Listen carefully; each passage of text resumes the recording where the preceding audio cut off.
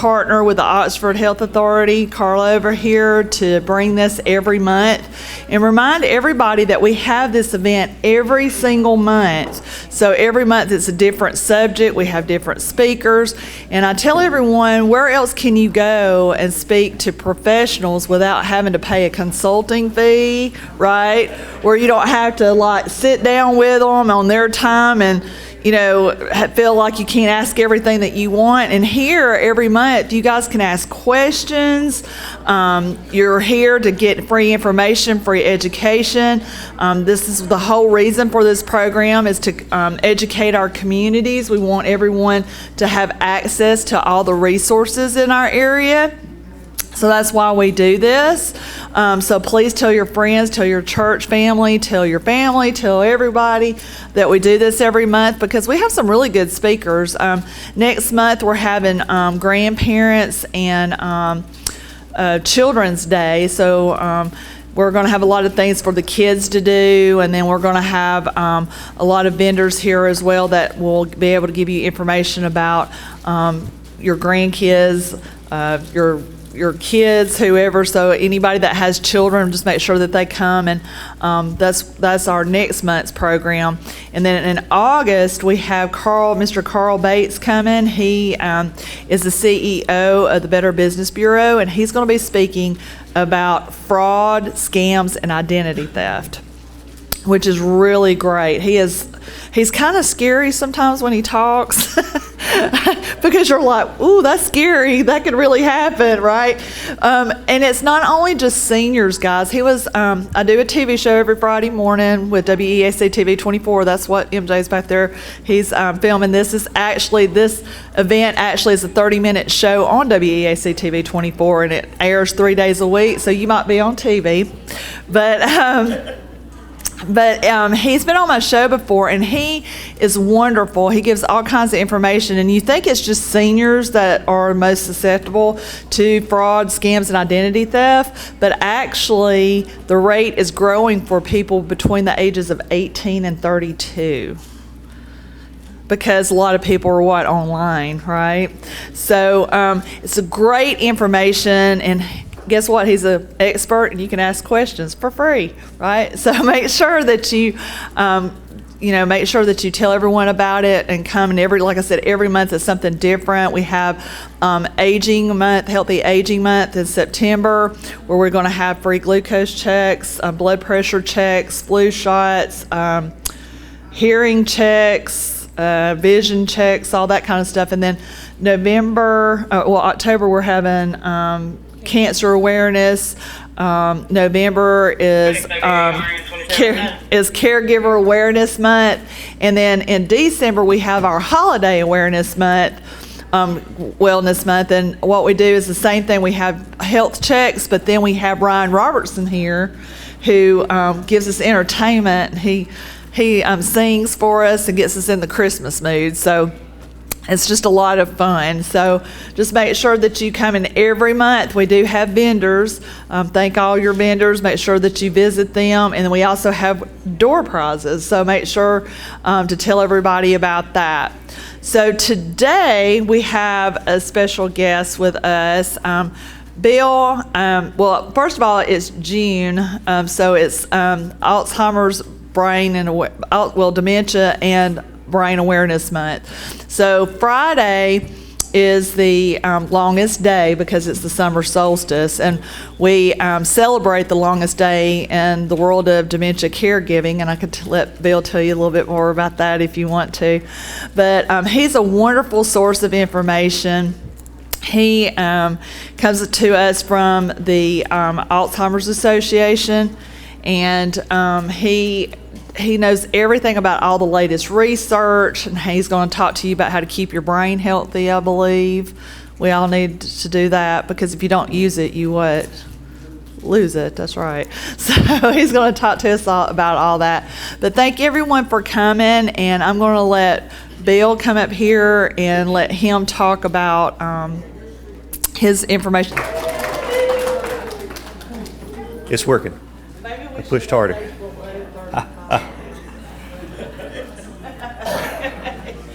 Awesome. All right. Sorry for the the delay there. My name is Billy Curtis. I work for the Alzheimer's Association. I'm the program director, which means I do all the care and support functions of the state chapter. So everything that we do with community education, with our network of volunteers who present most of our community education programs in their home communities, everything we do with support groups. We have a network of caregiver support groups around the state. All of that sort of falls under my area. Most of our community education is actually presented by volunteers. We have a tremendous network of volunteers who go through our training and carry our message and our information back to their home communities. And it's a very, very neat system that we have. Every now and then I get to go out and speak, which I also enjoy doing a little bit. This is kind of my favorite kind of area to talk about, and I kind of put two programs together to present this information. I'm calling it an era of hope. We want to talk about the latest that's going on in Alzheimer's research and risk reduction. Now we know that Alzheimer's and dementia can be a devastating diagnosis. We know that it's hard not only on the person who has the diagnosis. We know that it takes a tremendous toll on caregivers. We focus a lot on caregiver health just for that reason. It can be, it'll exhaust you emotionally, it'll exhaust you physically, it will exhaust you financially if you're a caregiver. And we know the toll it takes on our community. We know that right now, best estimate is we're right around 7 million people in our country who have a Alzheimer's or dementia diagnosis. We know that number is going up. We expect it to double roughly by about the year 2050. We know that the lifetime risk, it's about 1 in 5 for women, 1 in 10 for men. People who are over 80, over 85, about 1/3 have a dementia diagnosis or suffering from some form of dementia. In our state, we know that there's about 104,000 people with a dementia diagnosis, and we have one of the highest rates in the country for dementia.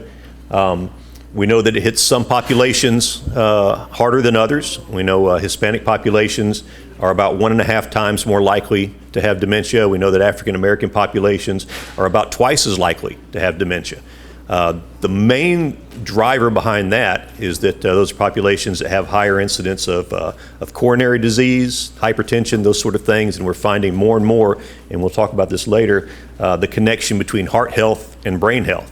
And so listen to your doctor, keep your blood pressure under control. Everything you're doing to take care of your heart is also taking care of your brain. So we know all this. We know that Alzheimer's and dementia can take a tremendous toll on individuals and on their caregivers. But there is good news, and that's why I want to talk about some of that today. Ellen mentioned the Walk to End Alzheimer's. We have 8 of them in our state that we sponsor. This is what that Walk to End Alzheimer's money does. Because of fundraising through things like our walk efforts, the Alzheimer's Association has been able to put over $430 million into research in our country and around the world. To put that in perspective, there are only 2 entities that put more money into dementia research than the Alzheimer's Association, and that's the U.S. government and the Chinese government. We're literally able to put funding in at that level because of the efforts like our Walk to End Alzheimer's that we have. Now, just a couple of baseline things to kind of get us on the same page about when we're talking about Alzheimer's and dementia. And some of you may know this information, but I just want to make sure, like I said, we're all on the same page. The question comes up all the time: what's the difference between Alzheimer's and dementia? Alzheimer's is a form of dementia. It's just the most prevalent form. 80 to 85% of the cases of dementia in our country are Alzheimer's disease. And because most dementia is Alzheimer's, it's kind of become an interchangeable term. I like to tell people it's like in the South how we call every soft drink a Coke. It's kind of become the generic term for a soft drink because most cases of dementia are Alzheimer's, or the vast majority. It's kind of become the generic name for dementia. But there are some other forms that you hear about a lot. There's actually over 100 documented kinds of dementia. But some of the other ones you'll hear a lot about, you may hear about vascular dementia. That's anything to do with the blood flow in the brain. Could be the small strokes, could be damage to the brain, anything to do with the blood flow in the network of vessels in the brain. Lewy body is another one. that you may have heard a lot about. Lewy body presents a little different. Lewy body's first presentation may not be the memory symptoms that we think of typically with Alzheimer's and other dementia. It may present with some muscular symptoms, with maybe some trembling and things like that. That one is sometimes misdiagnosed as Parkinson's. You remember actor Robin Williams. He was initially, people said, oh, well, he's got Parkinson's disease. And they said, no, that diagnosis was wrong. He actually had Lewy body dementia. Another one that's been in the news a lot recently is frontal temporal. This one doesn't initially present with the memory symptoms. It'll present with aphasia, which means you have trouble interpreting spoken language. People will talk and it's just gibberish. Your brain can't process it, and you reach a point where you can't process your own language. And actor Bruce Willis was diagnosed with this, and so that's gotten some press from that. We're also finding that a lot of people suffer from mixed dementia. They don't have just one. They may have Alzheimer's and have frontal temporal dementia, and so that kind of makes everything a little more difficult to treat. Now,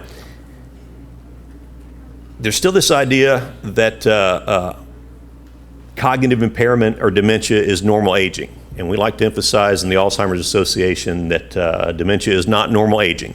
Your brain is not supposed to die before you do. That's what I like to tell people. This is a disease. And as a disease, we're looking for ways to address it, to treat it, to find treatments for it. Another thing is not everyone who suffers some cognitive decline in old age is suffering from dementia. A lot of times we'll say, oh gosh, well, my grandmother or my dad, they're just, they're getting older, they're slipping. Sometimes it's something that's not dementia that's treatable. Especially with women, if you get older and your thyroid gets way out of whack, you'll present these symptoms that will make your loved ones think, oh, well, mom's got dementia. And no, it's just your thyroid's gotten way out of whack. For some folks, if your B12 when you're older gets way out of whack, it'll present with dementia symptoms.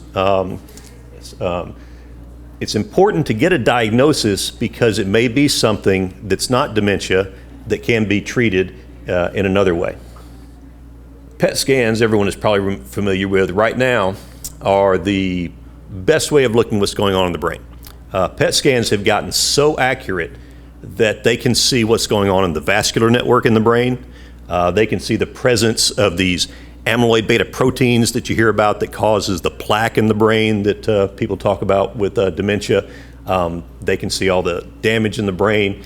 And PET scans, it's now easier to get a PET scan done from your doctor. Just a couple of years ago, it was very hard to get that covered by Medicare because it's an expensive test.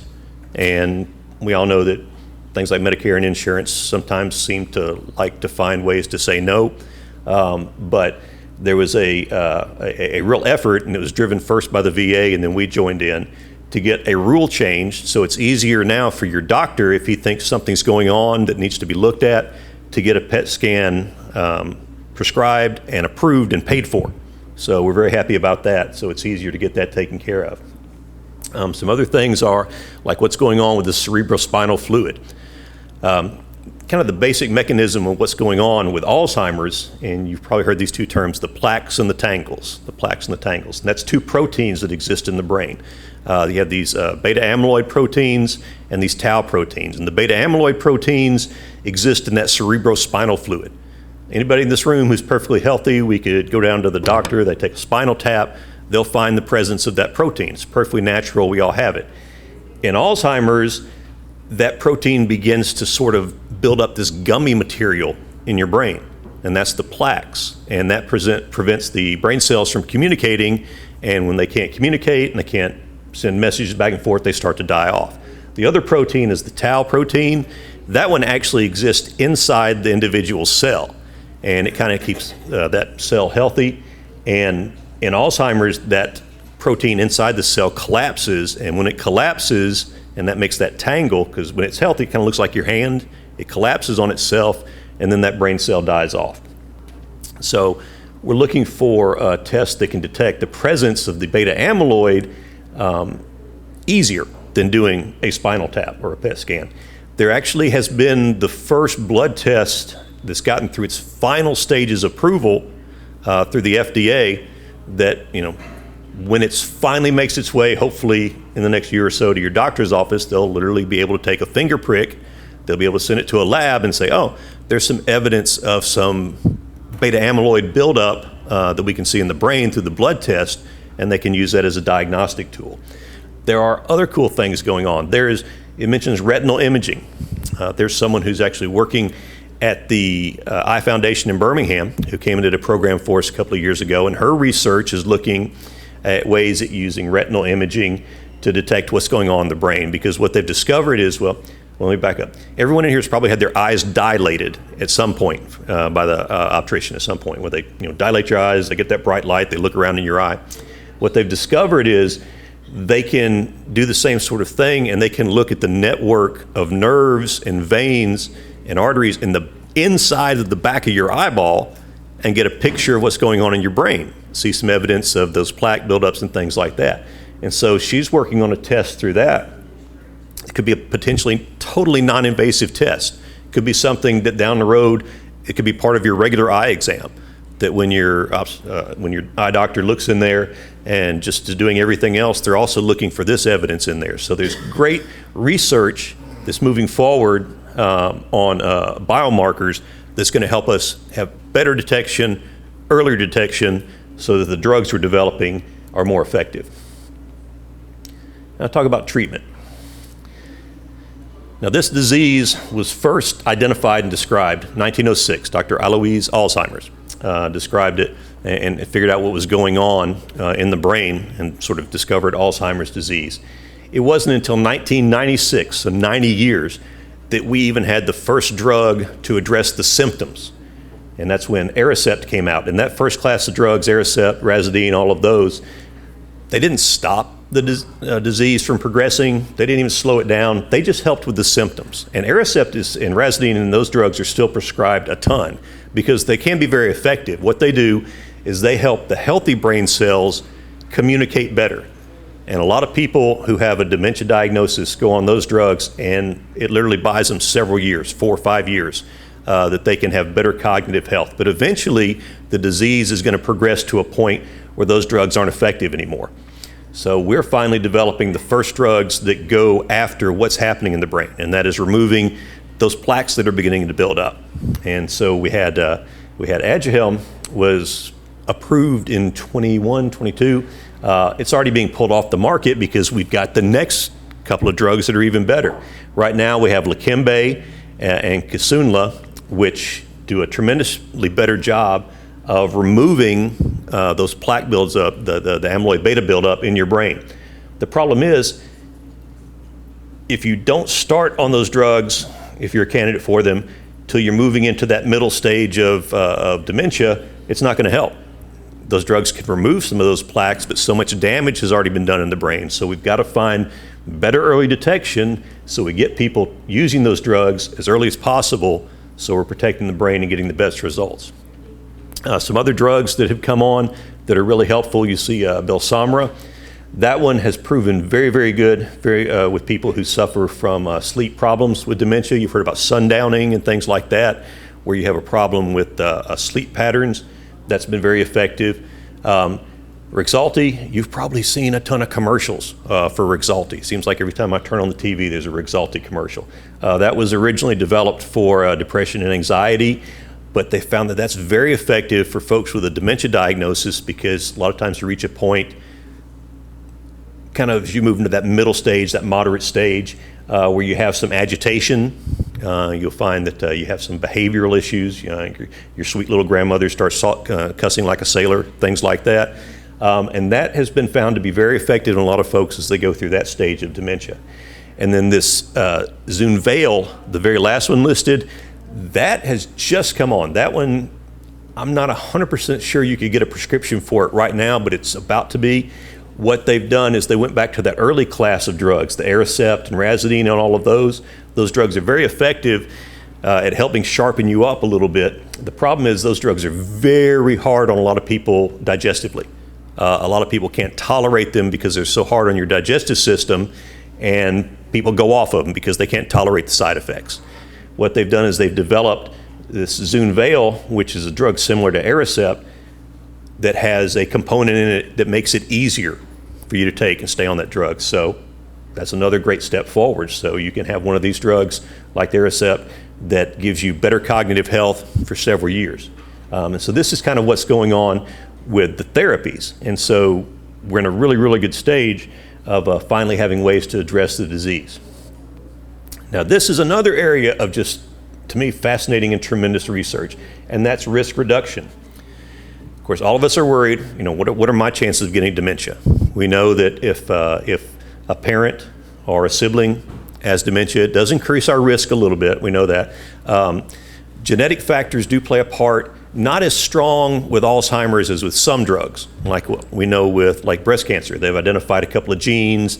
If you have that gene, you're going to get breast cancer. So things like that. Doesn't seem to be as strong with Alzheimer's disease. They've identified one gene that has a very, very high incident. If you have that gene, you're probably going to develop dementia, but not as strong. We divide this research into two categories: our modifiable risk factors and our non-modifiable. Things we can't change and things we can change. Like we can't change our genetics. We know if we have that one gene, we have a real good chance of developing Alzheimer's. If we have a sibling or a parent who had Alzheimer's, we've got a little bit higher risk of having Alzheimer's. We know if we're Hispanic or African American or female, we have a higher chance of developing Alzheimer's or dementia. Those things we can't change. But we are finding there's tons of stuff that we can change, that we can affect to lessen our risk. Some of the numbers say that if we do all of these things that we're going to talk about, that we can change our individual risk factor.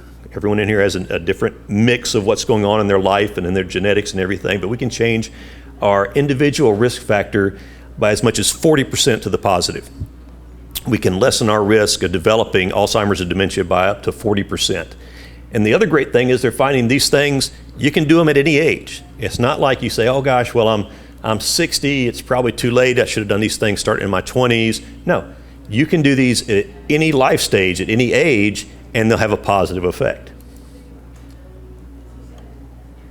So we call these our healthy habits. These are things that everybody can do that the science is telling us will lessen our risk of getting dementia. First one, challenge your mind. Challenge your mind. You want to keep your brain working hard, whether it's through crossword puzzles or games or anything that you can do to engage your brain is going to help you lessen your chance. You want to make sure that your brain is working hard. Think of it as like a muscle, and you need to exercise it, and you need to just make it work hard. And you need to not only be engaged with things like reading and puzzles and games and things like that, you need to be engaged socially. We're finding that interacting with people, coming to things like this, works a little bit different part of your brain.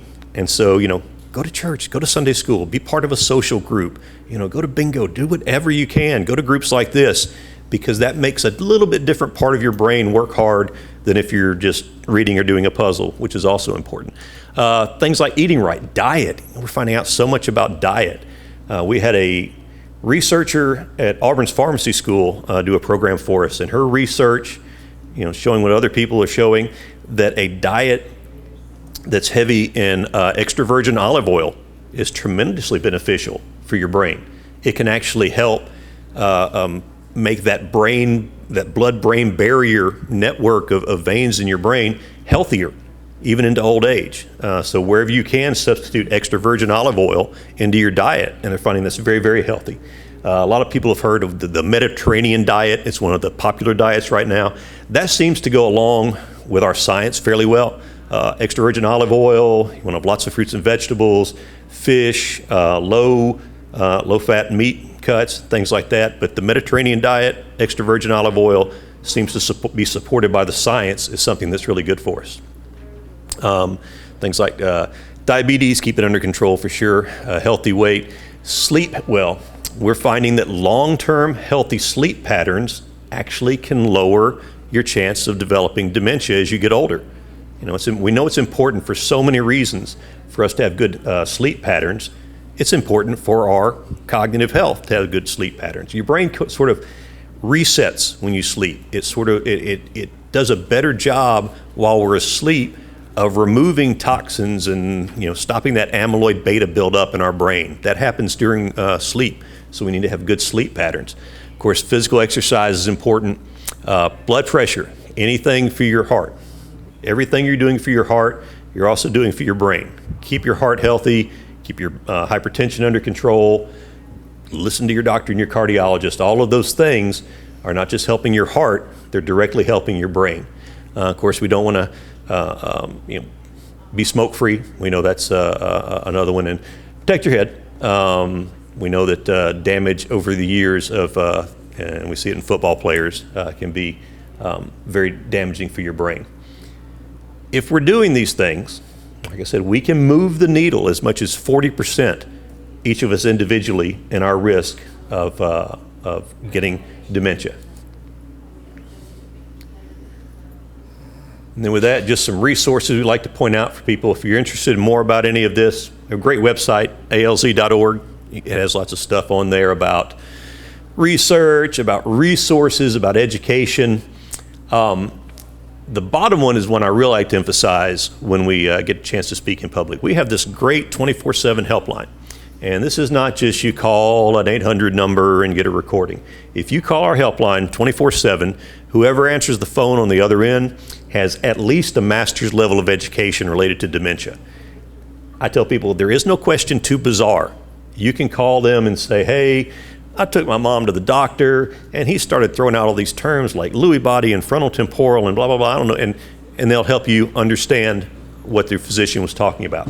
Or you can call at 3 in the morning and say, hey, my dad's really agitated, I can't get him to settle down, and they'll say, well, try A, B, and see if these things will help you until you talk to your physician tomorrow. So it's a great resource. If you or anybody you know is currently in a caregiving role, let them know about this number. Great resource. We know that in our country, we estimate about 70% of folks with a dementia diagnosis are cared for in the homes. I suspect that's higher, especially in Alabama, and especially in rural Alabama. So we know there's tons of at-home caregivers. Let them know about this resource. This is a great thing to be able to use 24 hours a day. And then if you're interested in research, getting involved in it, we have this really cool thing called Trial Match. You can go to the website, trialmatch.org. And if you or a family member has a dementia diagnosis, you can put in your zip code, and there may be a trial taking place in your area that you can participate in. That you can be a part of advancing the science to help somebody else down the road. So that's a great tool. The main thing I want to take away from this is that we are in a hopeful time. Just a few years ago, just a very few years ago, we didn't have all the medical interventions we have now. If someone comes back and does this program in 5 years, it'll make this stuff seem like just antique. There's going to be so many new things coming down the pike, 10 years, 20 years from now. So we're in a very fast-moving, hopeful era. It wasn't that many years ago, 15, 20 years ago, the only way to have a definitive diagnosis of Alzheimer's was, by doing an autopsy, by actually just looking at the physical brain. And now we can do a PET scan or an MRI scan and see what's going on in the brain and say, yes, this person has Alzheimer's or another form of dementia. And the science is just going to keep moving forward at an incredibly rapid pace. So there is hope. It's a hopeful era, and good things are happening right now, and even better things are coming our way just around the corner. So thanks for letting me share some information with you. I appreciate this opportunity. And Ellen, thanks for the invitation. That's all that we have for today. Make sure that you guys come next month for more door prizes too, right? Make sure to check out all the vendors. We have Miss Kia's back there too. She's selling her jewelry and her bows, so make sure you go and purchase some things from her and go and see our other vendors. Thank you very much.